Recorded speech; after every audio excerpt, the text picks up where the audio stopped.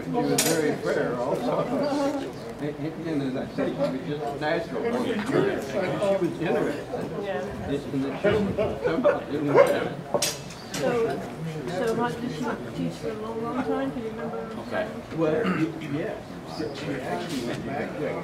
After the war, George Washington University. Okay, we're going to go ahead and get started with today's speaker, who is Dan Bourne, local playwright here in Lawrence. And for several years now, he's been on the board of EMU, a local independent theater. And as he says in the bio he sent us, he's worn several hats for EMU, primarily as a playwright, but also as an actor and director.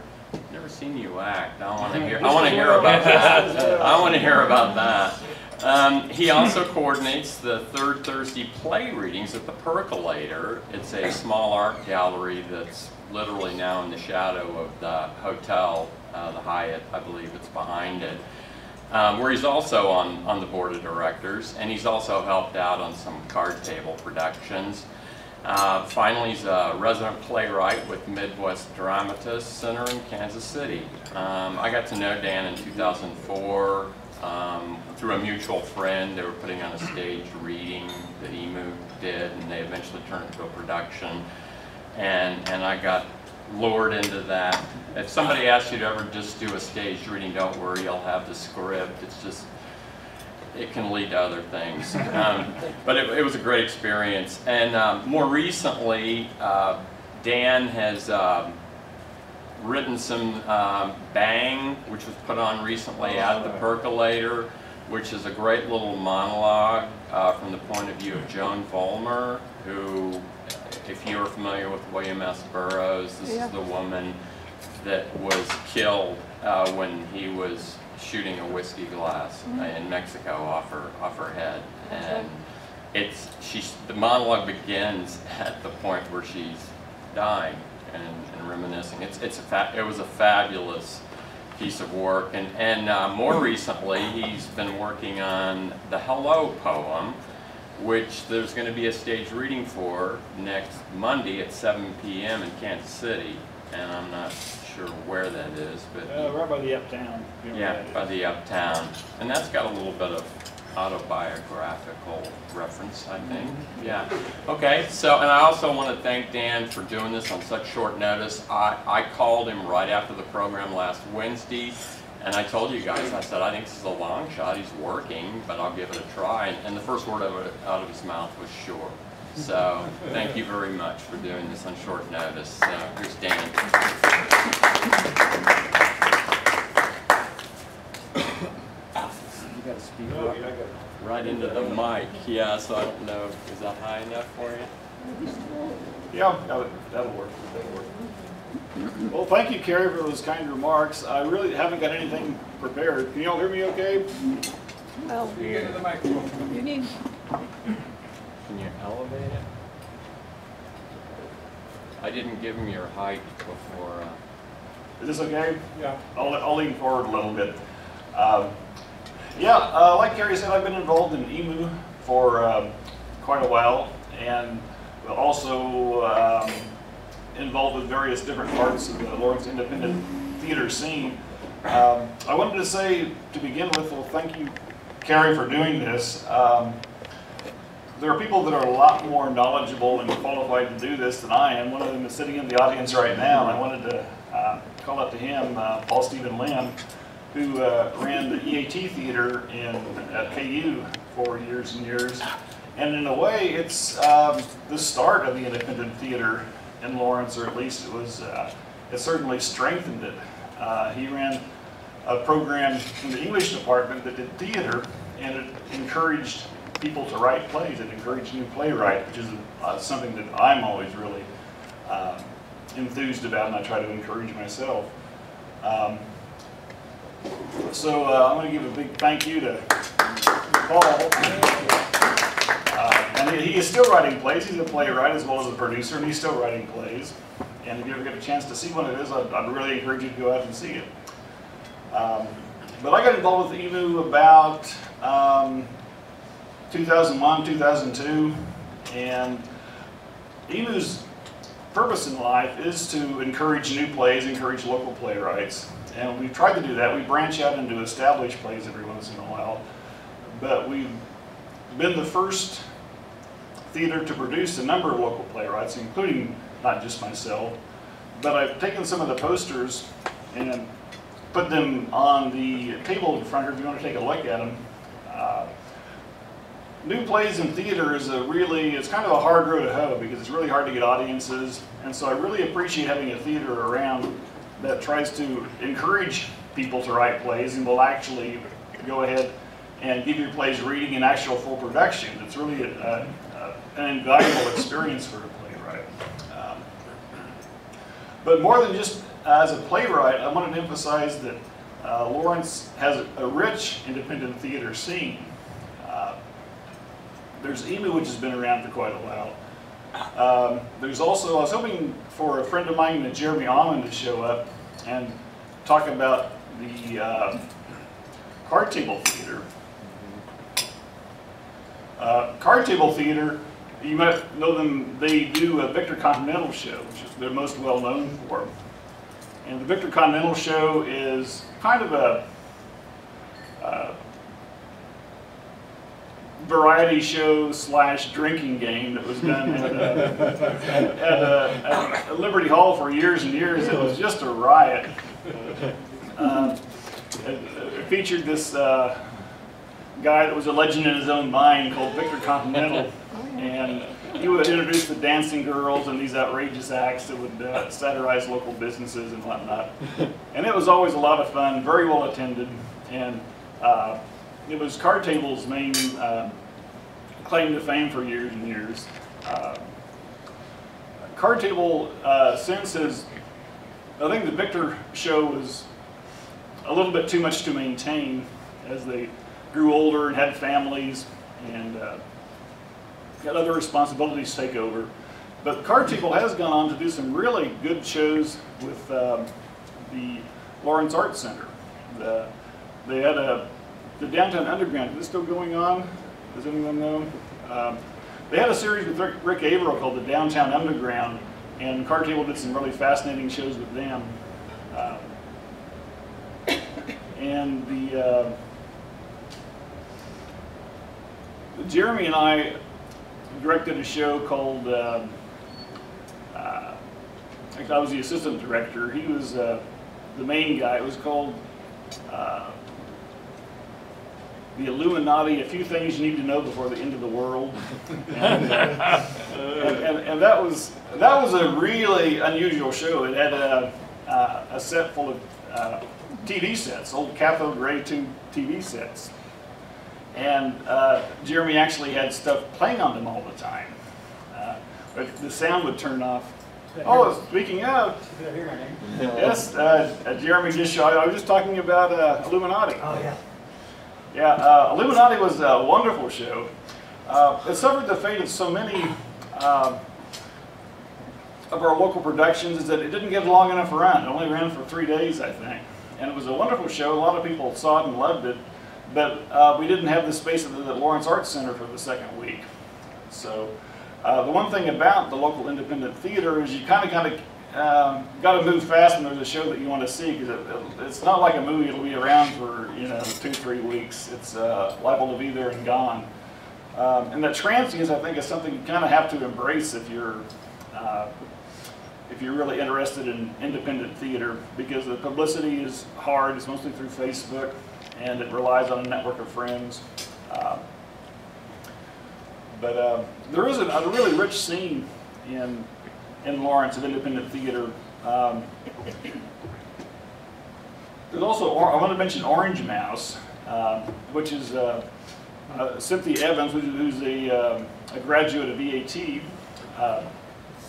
She is now doing a theater company called Orange Mouse. They just did a show, I think 2 weekends ago, called Ladies of the Fly, that was based on Lord of the Flies. And it was done by actual young girls, and it was a variation on Lord of the Flies. And it was really a very clever show. It was done down at the Cedar Gallery down there in East Lawrence. And Orange Mouse really emphasizes going out. They emphasize community involvement. I mean, all the local independent theater emphasizes community involvement, but Orange Mouse especially does. Andy Brown is, I think, the co-director of it, and he runs Douglas County headquarters. And there is a particular emphasis on reaching out to people and trying to get involved in the community on the part of Orange Mouse. There's also Foxy by Proxy, I think we have to mention, which is a local burlesque troupe that is really very inventive.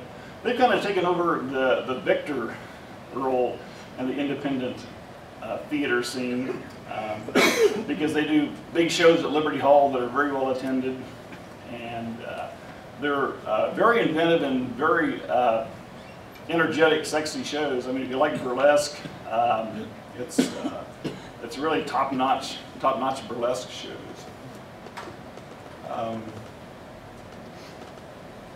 Trying to think. Oh, there's also the Lawrence Improv Guild. They do shows at the Eagles Lodge about once a month, and Jeremy, am I missing out on anyone? You said Emu, yes. Yeah, Emu. Got Card Table, Lawrence Improv. I think you got them all. Yeah, there are just so many of them. Like I say, transience is one of the things that distinguishes independent theater, for better or for worse. There are certain pillars, I guess you could say. And there's lots of cross-fertilization, too, amongst the groups that come and go. I should also mention Theater Lawrence, which began as community theater. And it's kind of the granddaddy of the scene. It doesn't emphasize new play development so much, which is kind of a hallmark of the independent theater. They do mostly established shows. But they've got a wonderful new building out there on the west side of town, out there close to Wakarusa, that is really a showcase. And to get to see a show out there, by all means, go out and do so, because it's a sterling facility and they put on some top-notch shows there. And it's certainly worth the trip out there. Who produced our tour? That was Carter. Oh yeah, yeah. There's I meant to mention that production. There was this summer Will Averill, who's the son of Rick Averill, who runs the theater program at the Arts Center, did a show called The Resistible Rise of Arturo Ui. And it was written by a German playwright back in 1940, I think, named Bertolt Brecht, after he fled Germany to come to America. And he wrote this as a cautionary tale of what can happen if you don't resist certain demagogues and political, quote-unquote leaders. There's no relevance to us. No relevance to that what's going on today. And it looks like that show's going to come back too in the end of October. I believe as the election gets closer, I think we're going to have a 2-week run at the Arts Center. The dates are that's great news. Yeah, go and see that if you get a chance. It's got an all-female cast, and Kitty does just a remarkable imitation of Donald Trump. He's on Hitler. Yeah. So yeah, that was on this summer. It was a remarkable show. Like I say, Card Table's really done some wonderful shows. I think dropping the Victor Continental show kind of freed their creativity up to go into some other directions and some more serious and some more experimental directions.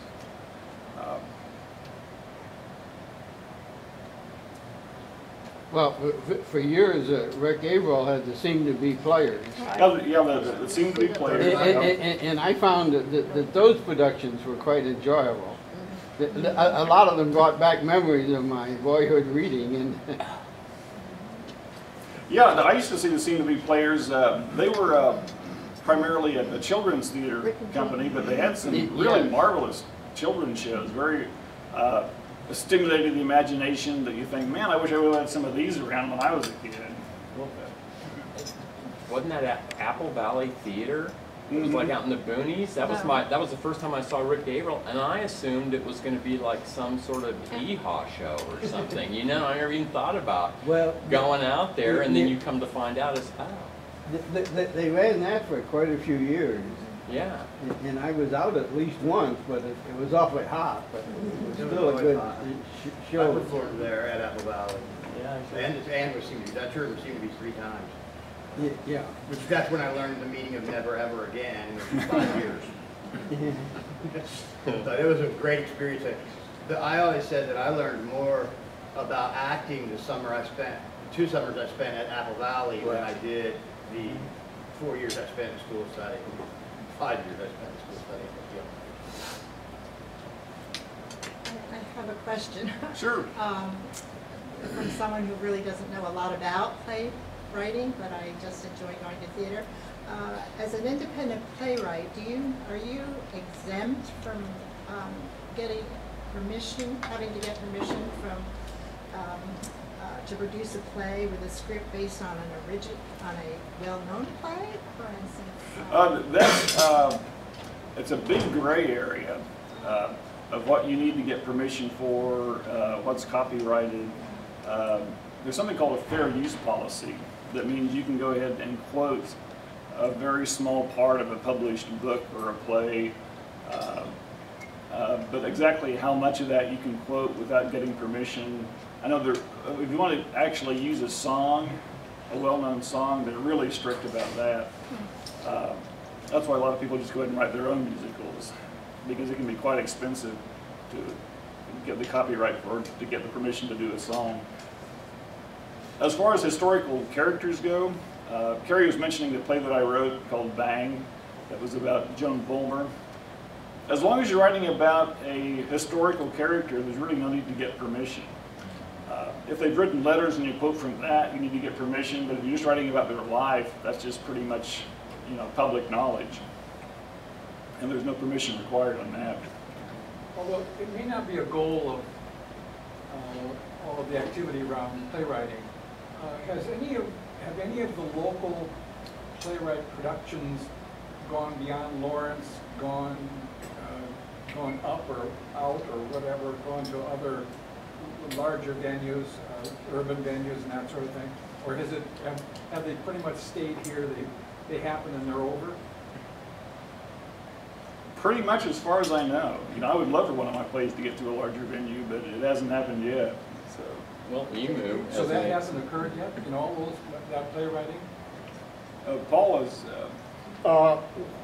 when I was running English Alternative Theater, we entered a lot of our productions in the Kennedy Center American College Theater Festival.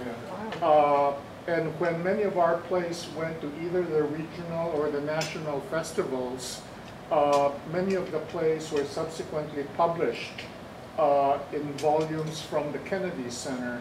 And we occasionally get word that a particular play has been done or somebody wants to do it, and they want to know how to get in touch with the playwright, from years ago. So great. So it has happened. That's mostly through the university, right? No, it's through the Kennedy Center. No, originates through the university here. Yeah, English Alternative Theater was out of the English department. A play that Jeremy directed called Bunnies, about a young and callow fellow who turned out to be Hugh Hefner. A play called Bunnies was very successful and has had a number of productions because it's been published. Well, EMU's made it to Kansas City a couple times. Yeah, the I wanted to Fringe mention that. Festival and Yeah, the West. yeah, So we the way to ask the question is whether a play has been published. Well, through the through English Alternative Theater, I guess there were some publications, right. But Or Dean those are the only. Didn't he get interest from people outside? There's an EMU playwright named Dean Bevan. I was going to mention him. That I just heard he's having a play production in London, and he's had a play called The Grim Reaper that's been done all over the nation. And we just did this is kind of a rambling address, I'm sorry, but he just had a show at the Lawrence Theater Lawrence called An Evening with Dean Devon, that I directed one of those shows, but it was 6 of his more popular shows, and it was very well attended. Again, it only lasted for 2 nights. But there were a lot of people there. It went over really well. And he's had a number of productions all over the nation, especially at the Grim Reaper. I haven't stopped talking about that Grim Reaper. That was a hoot. Yeah, that's we a very, laughed that's a very for fun days play. and days out. It was a great We did short. it, we did it again at the Unitarian Church 2 weekends ago. Yeah, Steve Shapiro directed that at the Theater Lawrence. Will Everill's literary canon product has been published and produced in England. Okay. And it was originally done independently. Yeah, I saw I think the very first production. Well, I think you did.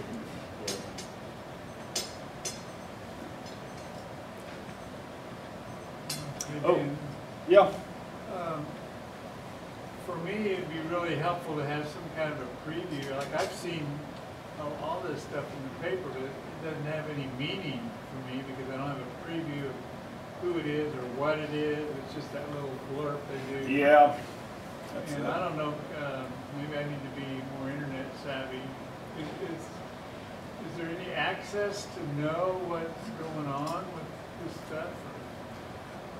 Well, I almost hate to say it, but Facebook. Yeah. I mean, the publicity is kind of an Achilles heel of independent theater because there's so much to do and so little time to do it. We've all got our normal jobs, you've all got, households to take care of. So it's really hard to find the time, and when you do have the time, you tend to concentrate on actually making the show better. Concentrate on making the show better instead of going at publicity can be very time consuming, except for Facebook, which is actually quite quick. But to go out and actually do the legwork of talking to papers and putting up posters and things like that can be quite time consuming. And so that becomes a limiting factor. Has there been any thought to having like a Lawrence sort of Facebook page that try to get all of them together? That would be a good idea. That would be a good idea. I might try to bring that up because I do have some contacts. Maybe we talked about doing a print publication, but that kind of died on the vine because there's just too many things going on. But a Facebook page devoted to Lawrence Independent Theater might be a good idea. Well, or even a web page.